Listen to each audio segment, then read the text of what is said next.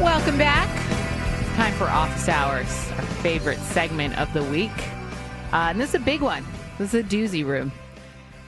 So this segment is, my headphones are acting all weird right now if I sound a little distracted.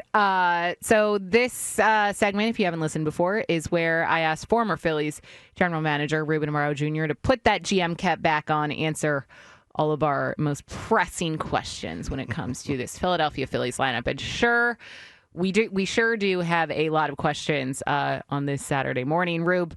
I figured the easiest way to go about this is for me to just go down the line, and I want a quick answer from you, a yes or no, and then maybe like a quick little blurb as to why or why not these guys will be on the Philadelphia Phillies roster in 2026.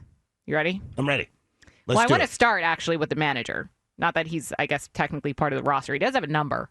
But Rob Thompson, is he manager of the Philadelphia Phillies next year? He is. Yeah, he is. And because I think he's a great manager, number one. But number two, it's not his fault that they did not hit. And the reason why they lost is because they could not hit. Is Kevin Long on the roster or a staff? I think so, yes. Okay. I don't think they'll change him out, no. I think they may make some other changes, though. Maybe the analytics folks, maybe they should. There's a lot of information being tossed around, and a lot of it ain't working. Yeah. Somebody might go down. All right. Well, let's get to the players. Kyle Schwarber. I think he will be back. They will make every effort to bring him back. I don't necessarily know that he will, but if I were going to put a percentage on it, I would say 77% that he'll be back. Do you think it'll come down to him and his decision if he wants to be back here? Oh, absolutely. It always is. Do you think he wants to be back here? I think he wants to be back, but he may have other options that might be a little bit more appealing. More appealing? Maybe. Do you think that the postseason, or I guess the last several postseasons, will affect his choice? I think it's going to be money and geography. Okay. Always is. Okay. Money one, geography second. Next, JT.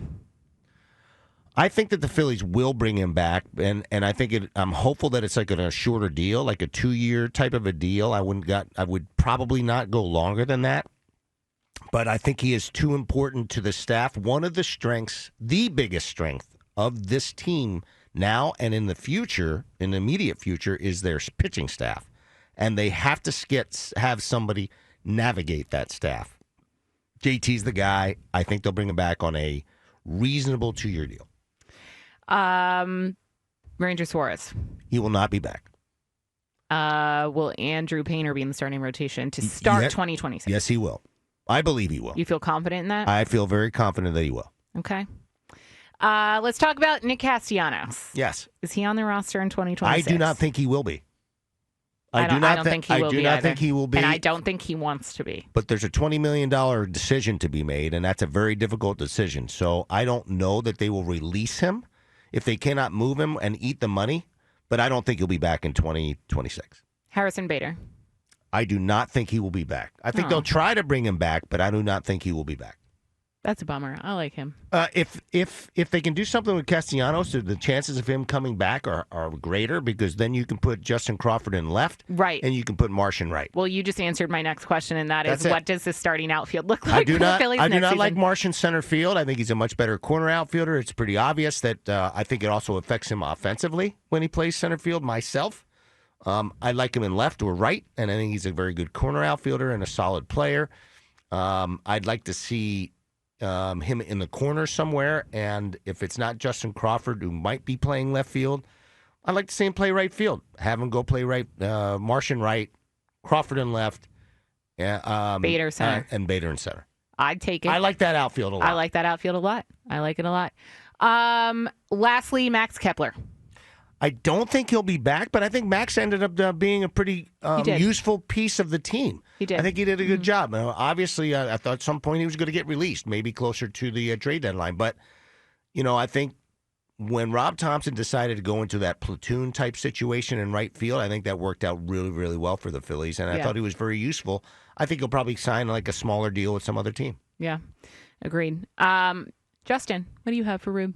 Yeah, so obviously they have a pretty complete roster when you just look top to bottom, but is there a priority this offseason that sort of jumps out at you to say they need this type of guy to be able to, make this roster even a little deeper and better in some areas? I don't know that there's a single priority. Priority for me always becomes pitching, and if they can get somebody who can get the baseball to Duran, who they feel a little bit more comfortable with, maybe it's an eighth inning guy, right-handed. I thought Kirkring had a decent year, didn't have as good a year as I thought. I thought he would advance more, and he did struggle with runners in scoring position or with inherited runners. I'd like to see maybe another right-handed, couple of options that you might have for Rob Thompson getting the baseball to Duran, but that would probably be one of my bigger priorities. And the other one was obviously get Zach Wheeler healthy somehow, some way, and make sure that in the offseason, Painter gets his confidence back and is prepared to be a number 5 starter for this team. Is that all I got? Yeah, last thing I'll ask you is it felt like this series kind of came down to the little details that the Dodgers fundamentally did some of those things better than the Phillies. Is there, I guess, any moves you can make in an offseason to be able to fix that, or is that just the philosophy type of thing with the organization and it takes years to kind of get that going? Well, I'll be honest with you. I mean, it's something that starts from the bottom, and I knew that that the people in their organization, they more than most other organizations, they really do stress on fundamentals. I've talked to some people in the organization, and they do, the actual fundamentals of the game and running the bases, bunting, all those little things that are important, I think are important to the organization. So that's a good thing. And I think that they're trying to create that. But, I mean, it's something that you also have to continue to work on and get better at. I don't think that they ran the bases very well at all. I think that they were reckless in their ability to run the bases. I think that they have to do a little bit better of situational hitting. And I think that it's got to be continued to be stressed. Base running means a lot because that extra 90 feet or the extra 90 feet you don't get, balls in the dirt, advancing, all those things that they make a really huge difference, especially in tight games when you're in the playoffs, and you don't notice that stuff during a 162-game schedule. But I think it's a really important part of it. And when you want to nitpick, I mean, you got to be able to do those things well. You watch the teams that don't have big payrolls, and guess what they do? The Milwaukee Brewers, they run the bases well. Kansas City Royals, years ago when they won the World Series, I think 2015, they ran the bases well. They made things happen, and those little things mean a lot during the course of, especially during the course of the playoffs. All right, I have one more overall question for you, Rube, and then we'll get to the phones. You guys can ask Rube all your questions for office hours. And that is, I mean, is there a move that you think Dombrowski, this Phillies front office, has up their sleeve that will shock Phillies fans? Not necessarily in a bad way, but good, bad. Maybe it's a move that no one's expecting. You may see one of the big contracts moved. You may see one of their big contracts moved. I'm not saying who, and I know there's a lot of no trade clauses, but you may see one of those big contracts get moved somehow, some way. Okay. That would be scandalous. That would be scandalous. And I think like a Trey Turner type contract? I'm just telling you the big contracts. That's all I'll say. I have a feeling that they may be exploring that. Okay. If you want to make like a paradigm shift in your organization, do some different things. You never know. I got to say, I would not be mad at that. I wouldn't, depending on who it was, but I don't think I would be upset. I mean, that's a bold prediction, but and I don't know if it'll happen, but I think it's something that will be explored. Yeah. Okay.